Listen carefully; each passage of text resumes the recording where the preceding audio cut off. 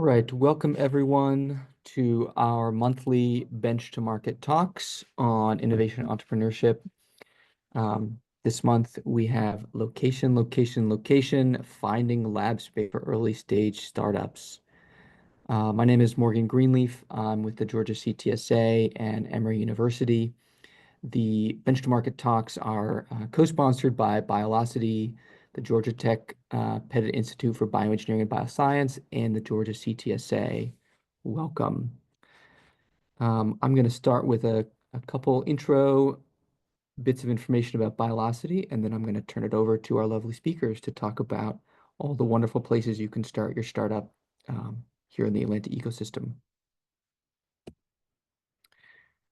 First, office hours, specifically legal office hours, are available through Biolocity. These are free legal office hours where you can speak to a lawyer within Emory's law school, and you can ask questions about IP, about patents, about prior art searches, non-disclosures, etc. These are free office hours that are available through an agreement with Biolocity. You can sign up for those at the link below. If you have a more general question about your startup or about things that you are working on related to commercializing your technology, there are also more general office hours offered by Biolocity where you can speak to their entrepreneurs in residence and the staff at Biolocity. Again, you can contact them directly to find that out.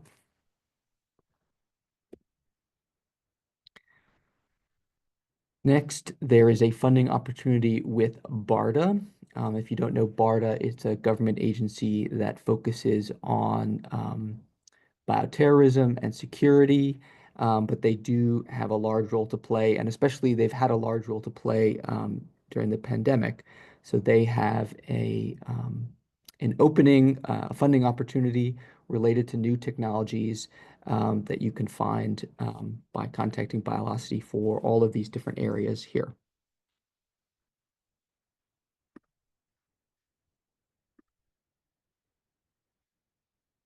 Oops.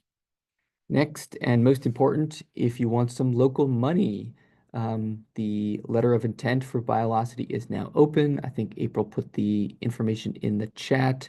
So if you need funding for any project that you're working on that's of a commercial nature, you can scan the QR code here or go to the Biolocity website and look at the letter of intent and lightning pitch deadline, which is December 2nd. So I myself am in a Biolocity awardee, and it's a wonderful program to support early stage biomedical startups out of Emory and Georgia Tech.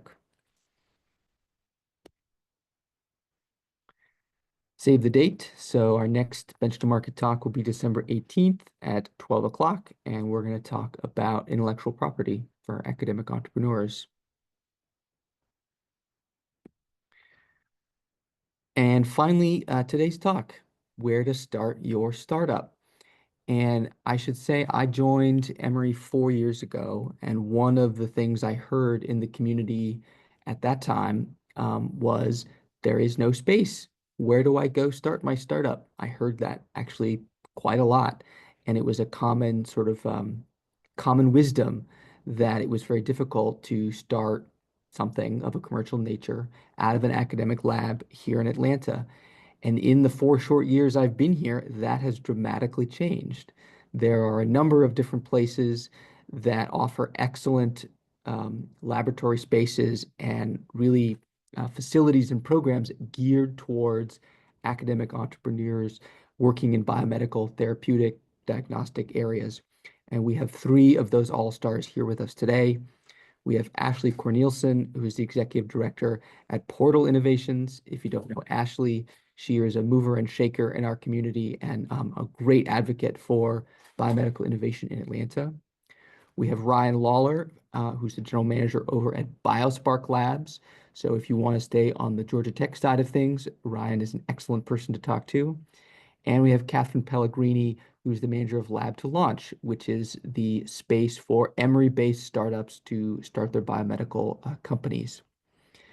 So with that, I'm going to turn it over to Ashley to tell you about Portal, and we'll move through each of these great facilities.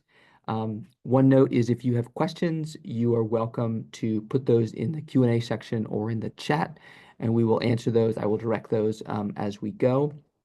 I'll give time for questions after each presentation and also at the end for questions. So with that, I will turn it over to you, Ashley.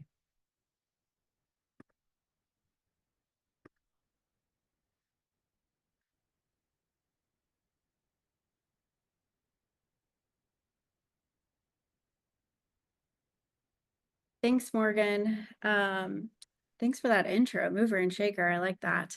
I'm Ashley Cornelison, the Executive Director at Portal Innovations, and we just opened an office here in Atlanta in September. And so we're really excited to be here in Atlanta, offering infrastructure, as Morgan mentioned, that hadn't necessarily been available to small companies and startups several years ago.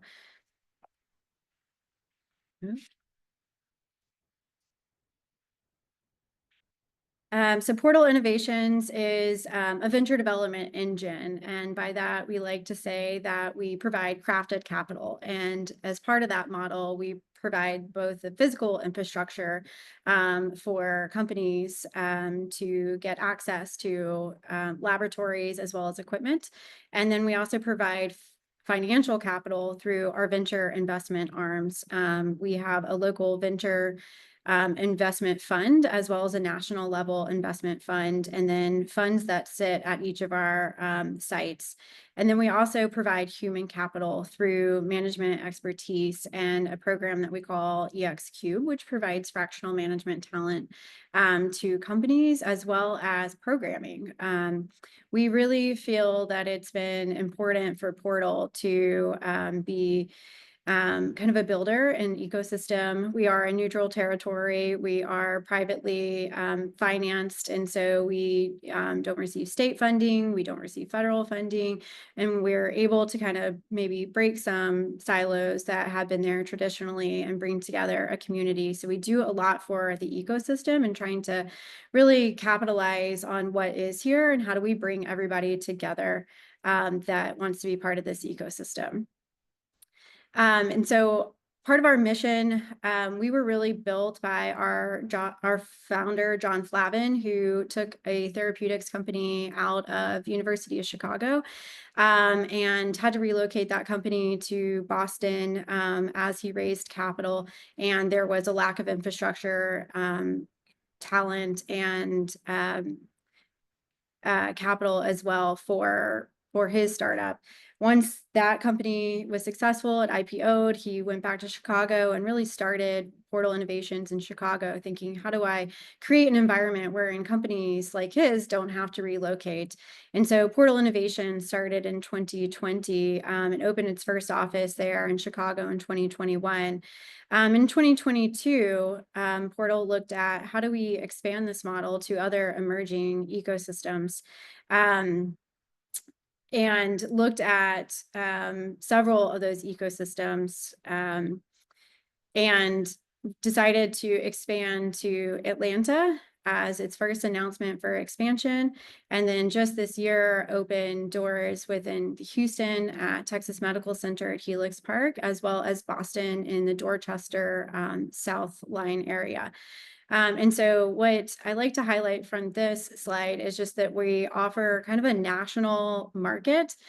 So what I think is the value and the expertise of Portal is that we're able to bring these other ecosystems, the talent that might be in these other ecosystems, the capital from those other ecosystems, and really put Atlanta startups on the map for them and highlight what we have going here, and then also provide that access for those companies there. The Portal was really built, as I mentioned, by John. So built by an entrepreneur and for entrepreneurs. And here at Science Square, we really feel that we will become a biotech hub in the future. And we are the first phase in kind of doing that, which is being built at Science Square with our phase is phase 1, Science Square Labs, and then 4 additional phases to be built in the future, wherein I'm hoping that we can get Atlanta on the map when people are looking to relocate companies to the Southeast. They look at Science Square development. And so this is just a quick snapshot of where we are today. We have 33,000 square feet of space here. We're pretty much split between 50-50 lab and office space. One of the reasons that we selected Atlanta is because of the great universities that are really in our backyard. The federal funding that is coming into the state, the intellectual property, and the patents as well.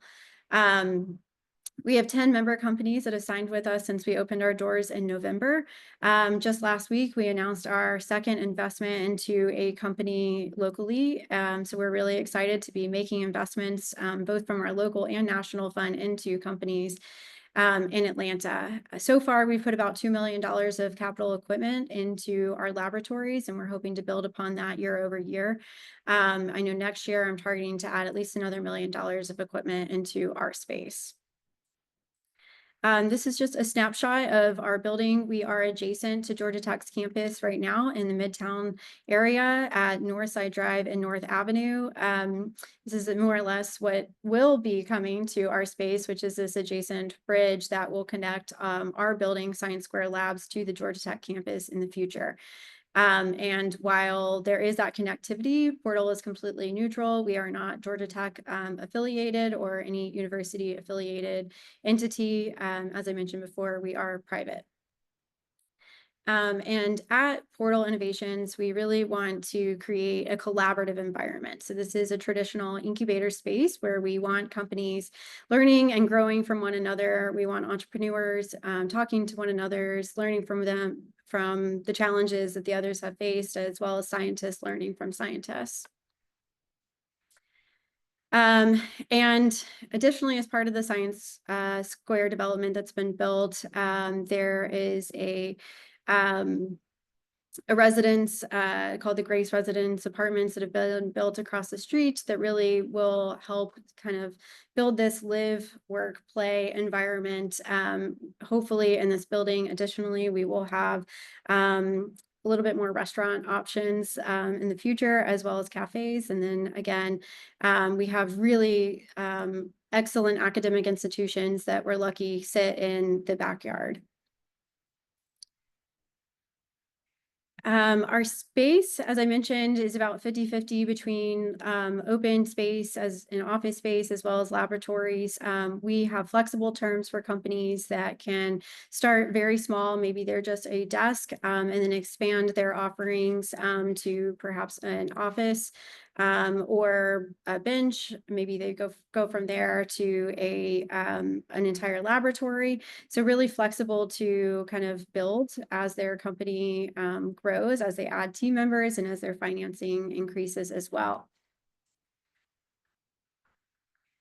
This is a lot of words, but just a snapshot of some of the equipment that we offer in our shared facilities. As I mentioned, it's about $2 million worth of equipment right now, but we do have several built out tissue culture rooms as well as a chemistry room.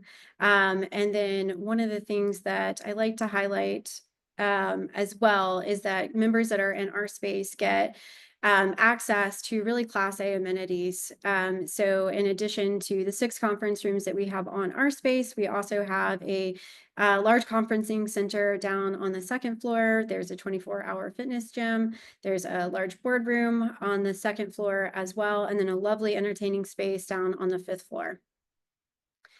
Some of these are just member benefits that are exclusive to our members. We do a lot of programming. There's a lot of first-time entrepreneurs in Atlanta, and so we really want to help educate that by providing member-specific education and content for them. We also do monthly member happy hours just for social engagement so that they can get to know each other, as I mentioned, and really build on kind of learning from one another. We do provide snacks and coffee, as well as beer on tap, which is a really big hit for a lot of people. And then we do provide 24/7 access to this building. Additionally, being a portal member provides access to a number of kind of preferred pricing. We have several partners such as Thermo Fisher, Eppendorf, that we are eligible to get preferred pricing for companies that are looking to expand on their equipment offering, as well as we use Prendio, which is a procurement system that allows for discounts also. And then companies in our space get certain office discounts as well, such as Amazon Web Services and NVIDIA. So I think I've highlighted on the basics of Portal and our space here in Atlanta. My contact information is on the bottom left side of this screen, and I would be happy to connect with anybody that's interested in looking at space to build and grow their company. Thank you, Ashley. I was going to congratulate you on your second investment, but of course, you included it in your presentation. So congratulations on that. Very exciting. Yes. Right. Any questions from the audience? You can put those in the Q&A or in the chat. I'm not seeing any questions, so you are welcome to put those in as we go along, and we will get to those at the end as well. All right. Let's move on to BioSpark.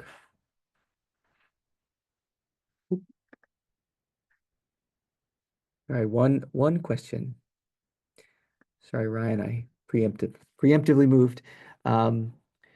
Does the Portal Lab space provide assistance with the logistics of receiving hazardous materials from chemical suppliers like Sigma? Yes, we do provide that as a service for all of our companies in the space. So we provide chemical waste removal, biohazard removal, and I also didn't mention, but we do provide a lot of basics for our companies, obviously things like internet, but then basic consumables such as safety goggles, clean lab coats every week, gloves, pipettes. So kind of a basic level of consumables that companies might need in this space. Great question, Wonderful. Ryan. It's always pipettes when people worry about the budgets. Always pipettes. Okay. Question more than I knew would be important. Right. Yeah. Do I get tips? Do I get pipettes when I join? That's the biotech's #1 like tool, you know. Yeah. Do you in get life that question sciences. too, Ryan? Oh yes, yes, we do. No kidding. Okay. Very interesting. All right. With Oh, that, please go ahead. okay, awesome. So I'm Ryan. Thanks for having me, Morgan. And I run BioSpark Labs. So BioSpark Labs is located in the same neighborhood as Portal Innovation. So we're on the corner of Georgia Tech campus. We are run by an affiliate of Georgia Tech. And so that affiliate it owns land around Georgia Tech and really is responsible for the economic development, or its mission is for economic development, and in BioSpark's case, economic development in the life sciences and the medical field. So we want to develop areas, opportunities, job opportunities in the life science area. So our market outlook, there continues to be a growing demand for laboratory and clean room space, and a growing recognition of Atlanta's position. So at BioSpark, we want to be a premier destination for life science and medical research. So how are we going to do that? Well, through our real estate development, we can build laboratory spaces, clean room spaces in this area that are flexible to accommodate the different needs of different life science companies in a cost-effective manner. And I'd also like to say that since we're an affiliate of Georgia Tech, all of this development that we do, these spaces that we have, are to support Atlanta. So we are agnostic, as in, well, Georgia Tech companies are welcome here. We also have companies from Emory, from industry spinoffs, even from out of state in this space. So we support everyone. So it's just a couple of points that set us apart is that we're here. We've been here for about 3 years to enable the commercialization cycle. We have, again, with owning land in the Science Square area, the ability to modify space to fit market needs, whether that's more clean rooms, wherever we see the gaps. We want to be able to fill that to make Atlanta thrive. We're anchored in Science Square, as Ashley showed you a picture of it and mentioned about the benefits of Science Square. Also, a really important note about being in Science Square is that we're located in a federal opportunity zone. So what that means is that if you have your address located here for 10 years, upon exit, say your company gets bought out, you're required to pay 20% of capital gains, 20% in taxes on your capital gains. Well, if your address is here for 10 years, that's waived. So that's a big chunk of change you get to keep in your pocket. We also have 11 private laboratories in our space and 12 co-working benches.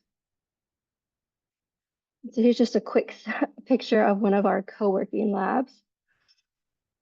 Being in part of the real estate space, I'm going to talk about our spaces here. So here is a rendering of what our small lab looks like. So it comes with benches, shelves, under-counter storage. There's also room for you to bring in, say, if you wanted to bring in a biosafety cabinet or some CO2 incubators. All of this casework is flexible, meaning you can take it all out if you want all floor model equipment, or if you wanted to fit as many people in a space as possible, you could put all benches inside. And that's offered, well, I have our rates here for $5,500 a month. We also have a bigger size lab that fits about 8 benches. These come with dedicated fume hoods. So again, all the casework's flexible. You could take the benches out or put as many benches in as possible. We also have excess capacity. We have a generator, electrical capacity generator, HVAC systems. So if you needed to bring in some specialized equipment that needed like an ethylene dioxide vent or 240-volt pieces of equipment, we could do those modifications for you. This is an image of our shared lab. So in the middle of the bay, there's 6 benches. Those are the benches that are available for lease. And then we have shared equipment on the outside of this space. We also have cell culture rooms. So here are some biosafety cabinets, CO2 incubators pictured. There's also centrifuges and refrigerators in these rooms. So if you're a shared lab user, you're renting a 6-foot bench, how do you bring in a biosafety cabinet? So we have these resources available for you. Here are examples of the equipment that's in our space. We have our special incubators have these 6-cell lockers inside to minimize contamination so people can store their samples in one acrylic bin. We also have some shared equipment as just like Portal. We offer cold storage, a liquid nitrogen. We have some advanced equipment such as an RT-PCR machine, flow cytometer. We have a fluorescent imager as well. Bacterial equipment such as like incubator shakers, and we have different centrifuges as well. And that's all included in your membership at BioSpark Labs, and the membership is basically what you pay for your monthly lease. We also have a clean room at BioSpark Labs, and it's been leased out for the past 3 years back to back. So there's popular demand for it, and we are looking into pricing out additional clean room space in our facility. It seems about 50% of our prospects are looking for clean room space, so we want to provide that to the local ecosystem. So this is a sort of a word cloud of the companies we have in our space right now. Of course, they're related to life science, med tech. You also find GSU companies, Georgia Tech companies, and working on bacterial antibiotic resistance, working on bioinformatics, or even artificial tendons and ligaments. The companies here today are, we have 5 companies today, and we just signed another company who's going to come in December, and we're working to close a deal with another company this December. So Xbade, you might know at Emory, is Nasir Marakaram. He is over at Xbade Bioscience, who does medtech for brain cancer. OrthoPreserve makes a knee meniscus implant for the knee pain treatment. And see, Jonathan Schwartz, he was a grad student at Georgia Tech. Arnov Bioscience, they do mRNA therapeutics and they study viral diseases. That founder, the CEO is out of Alabama State University, and a co-founder has worked at Georgia Tech and Emory. Ardilon is a company who was just acquired by the medical conglomerate Stryker. So they have our clean room space right now where they're manufacturing artificial tendons and ligaments. And then we also have SynthBiome, a spin out from Marvin Whiteley's lab at Georgia Tech. And they use bioinformatics models to outperform actually animal models in such things as antibiotic resistance. Port Therapeutics is coming. They right now are currently in LA. Co-founder is Gabe Kwong at Georgia Tech. So I'm a little out of breath. I'm like 8.5 months pregnant, so I have this big baby on pushing on my diaphragm. Okay. So Port Therapeutics, they have medicine that can be activated in localized parts of the body. So when you take the medicine, it's not active until it reaches a certain point where they can use like ultrasound to activate the medical properties of the product. Most of these companies, with the SynthBiome has been here for about 2.5 years. Arnov has been here for 3 years. Xveda has been here for 4 years.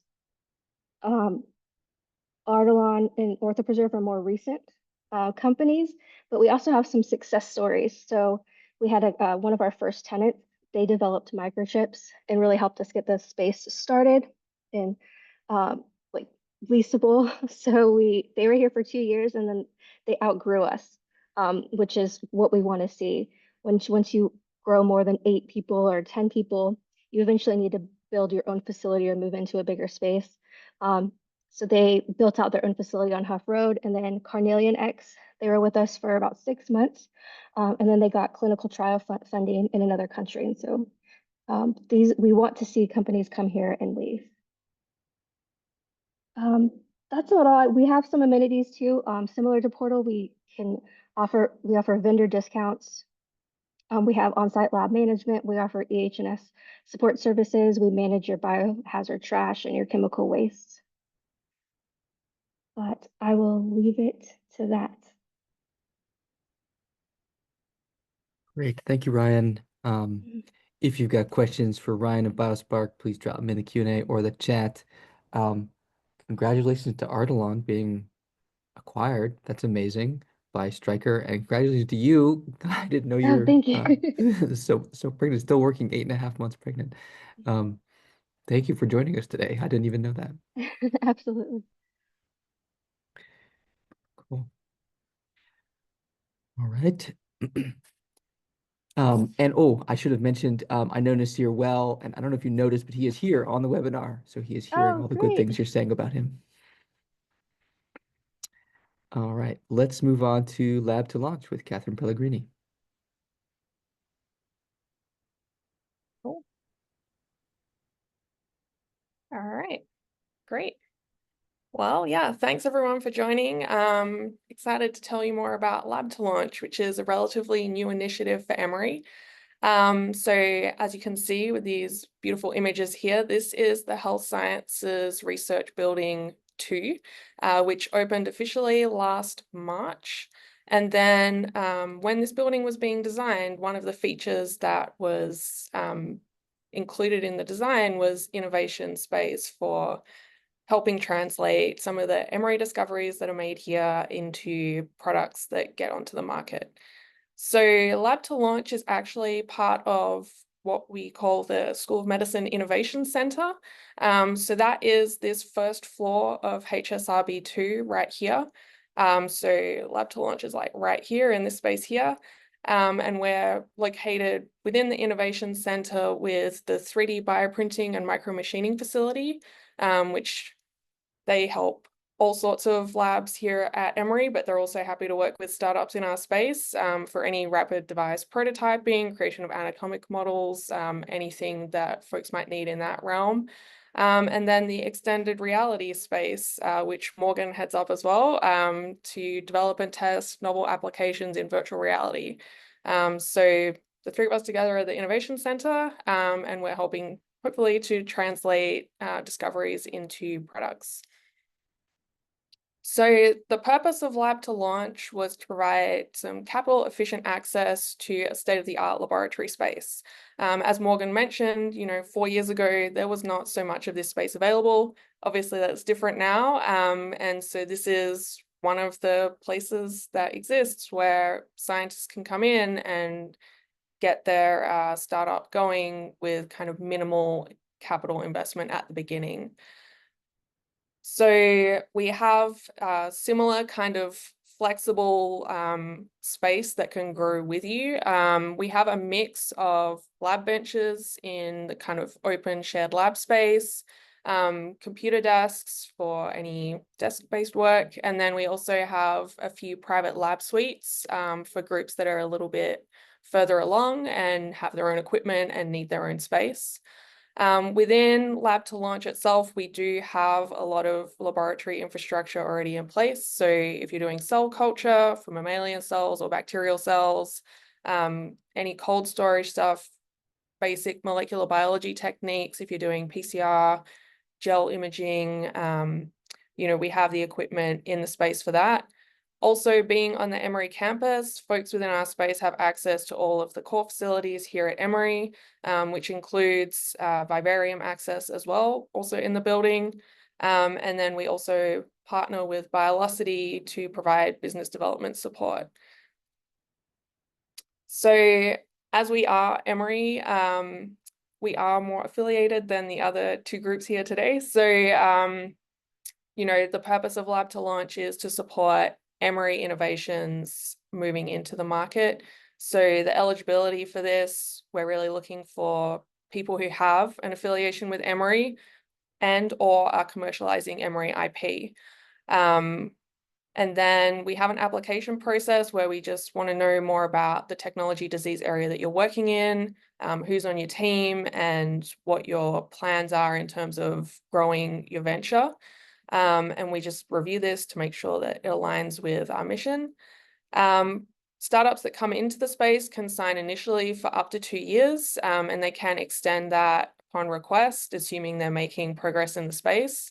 And then when startups are within the space, they provide their own liability insurance and need to get their own Emory EHSO registration. But we do provide the kind of standard lab services where we're getting rid of the biohazard waste and the chemical waste and dealing with all of that sort of stuff for people. And then this is my last slide. So we have 6 companies in our space at the moment, working in a range of different modalities and clinical areas. So always happy to talk to anyone who thinks the space will be useful and helpful for the growth and launch of their startup. So thank you.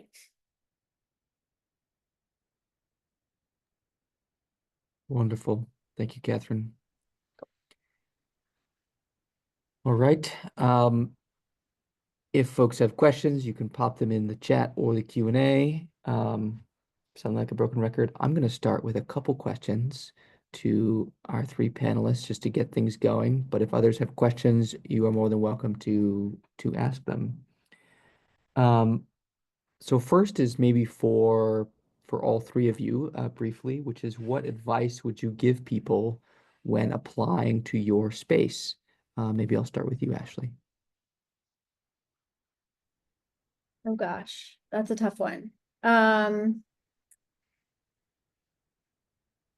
What advice? So yeah, and applying is maybe a loose term.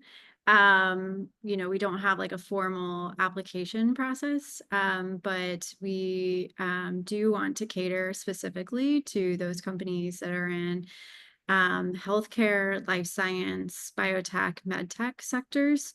And so we want to be open to those companies that need space, that serve those industries and sectors. So what advice would I give them? I think one thing would just be, being in kind of an incubator collaborative environment, I think is a really big game changer.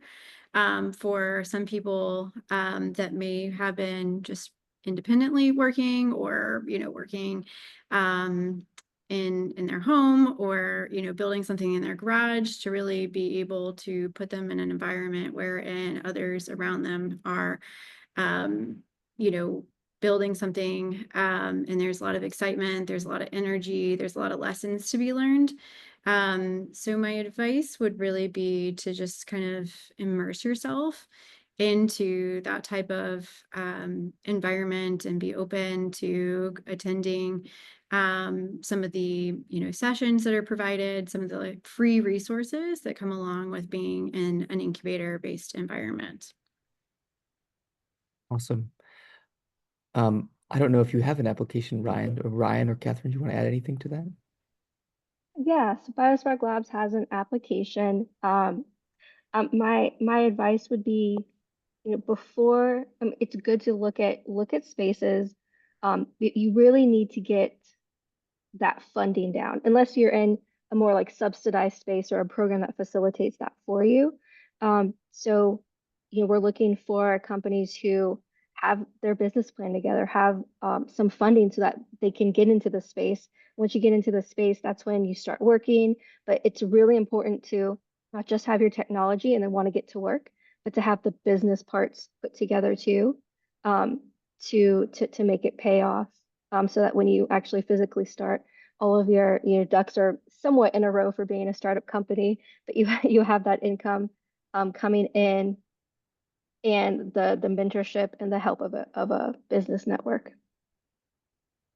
Spoken like someone who's reviewed a few applications for when I had no money. Yeah, you don't want to apply if you don't have money. Kathryn, you want to add anything to that?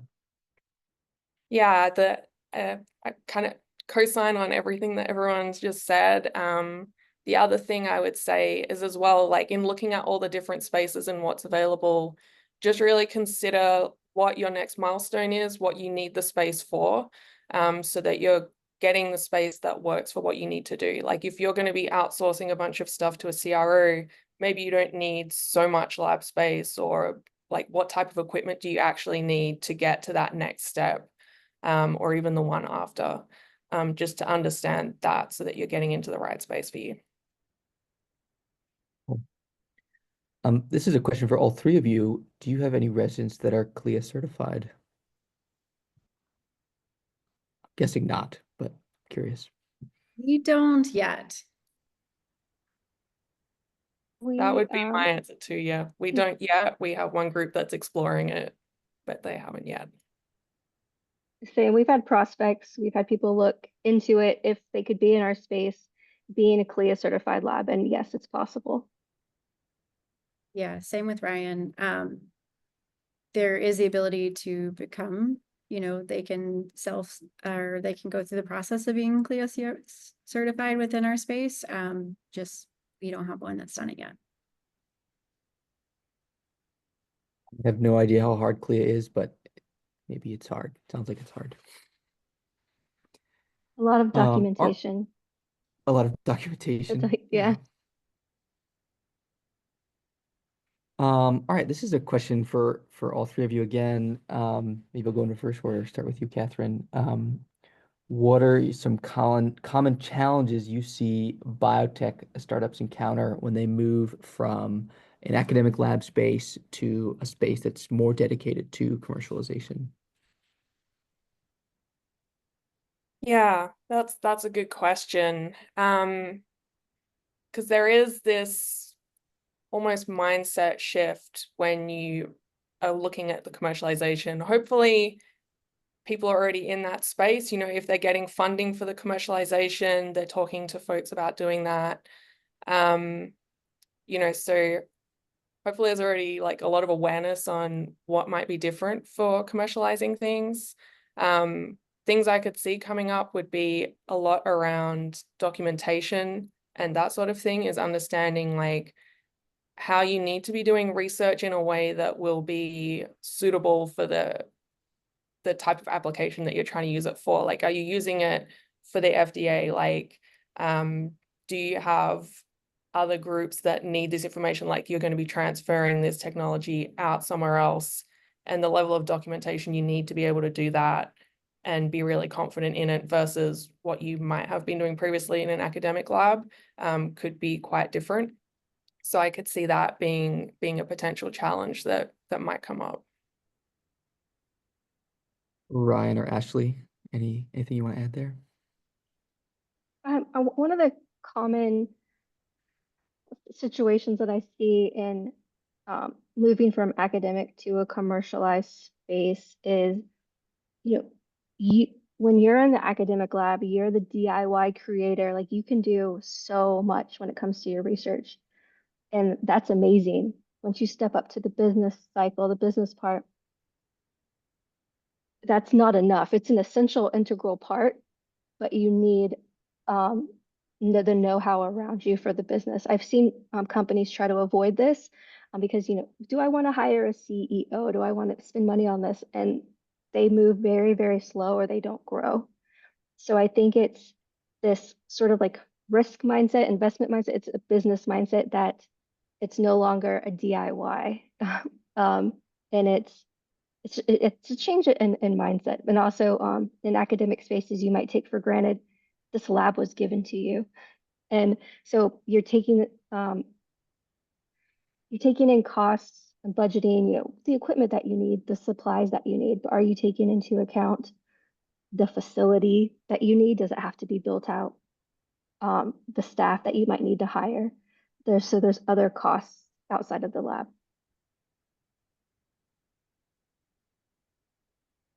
Anything to add, Ashley? Yeah, well, just being open 2 months, we haven't seen a lot yet of Fair enough. Fair enough.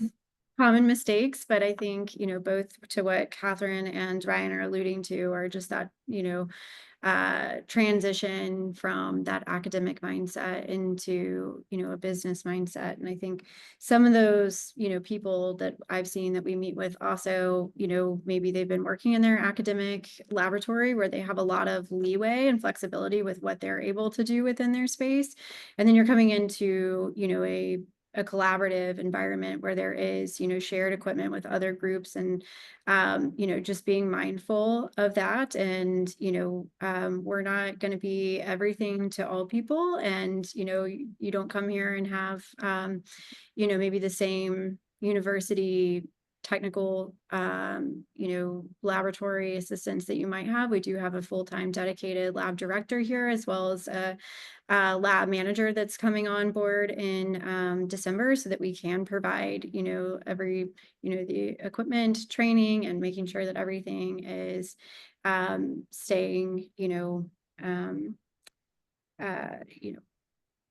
clean and calibrated. And but I think just having that mindset that you are coming to a collaborative space, and unless you're in your own private laboratory here, just something to keep in mind. Play nice in the sandbox. Good advice for life generally. One technical question from someone: are any of the labs BSL-2 capable? And this follow-up question is: are any specialized for chemistry in particular?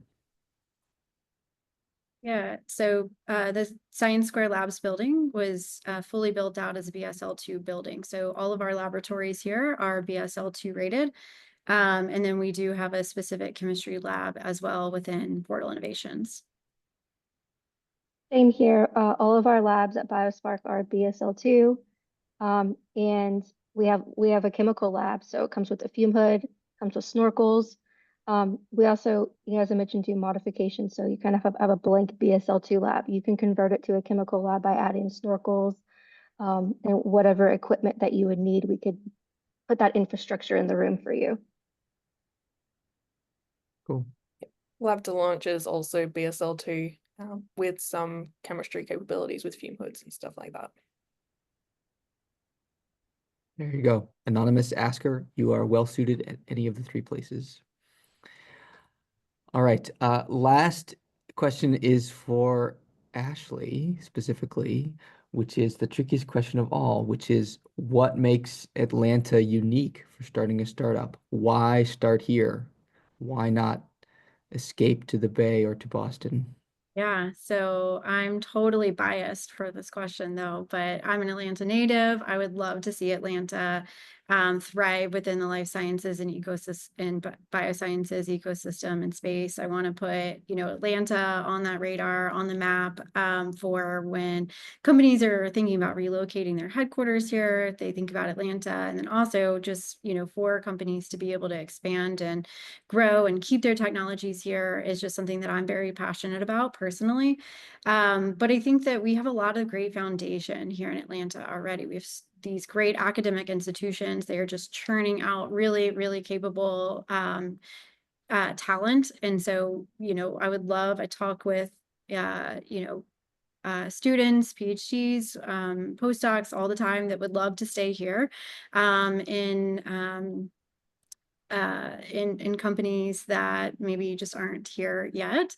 So I'd love to build up that industry. But I think that things like, what Lab to Launch, what Ryan's doing with what Portal's doing, we're all just bits and pieces of what is to come, I think, for a larger kind of landscape for biosciences and life sciences. Also what, Mason's building out with Rowan Foundation for more manufacturing capabilities, what Science Square is building out. Like I mentioned, we're just phase one of 5 phases that are to be built. So additional capacity coming to the city. And so we're starting to build the infrastructure. And so the infrastructure will be here. And it hadn't been here, like you even mentioned, Morgan, 4 years ago. So this is something that is changed. And so a little bit of that is a build it and they will come model. But I think it is coming, and it also allows companies that are building to stay here. And, we're starting just to build upon slowly, bit by bit, these things that need to be in place for companies to really grow and scale here. And I think in the next few years, we'll make even more tremendous impact locally. Awesome. I'm going to add my own trite answer to this, which is uh, Atlanta has a very collaborative spirit. We have ostensibly 3 competitors here on the phone talking to you about their wonderful spaces and collaborating. And we ourselves at Emory are trying to collaborate with Portal more. So you are maybe not going to get that if you go to the frigid north, but you are going to get that here in Atlanta. And I do think that's very true. All right, I don't see any other questions, so we are going to end early. Does any of the panelists have any last words they want to say? I also want to give a shout out to CollabTech. So CollabTech's another location. They are operated by staff at Georgia State University. They have, they don't have any co-working labs or benches, but they do have private labs. I think they're 100% full. But so if you're looking for a space and you just want to explore your options, I would, recommend searching CollabTech GSU, and you can see their space. Thank you, Ryan. Of course, I forgot to mention that as we were going through, so thank you for mentioning that. Yeah, and just one other thing to mention also is, if Daryl, CollabTech, Ryan, Kathryn, I think we also know of other spaces that might be a fit if one of our spaces aren't exactly a fit. I know all the time, we're passing back groups that might not be a Portal fit just because of size constraints or what specifically their technology needs might be. And same with CollabTech. So we're always looking for, other spaces also, working with Georgia Bio to do that. So if there's maybe, one of ours might not even be a fit, then we might be helpful in helping to find a space that might be a fit outside of one of our groups. You're just making my comment that much more true, Ashley. I love it. All right. With that, thank you everyone for joining. Really appreciate it. And we'll see you next month.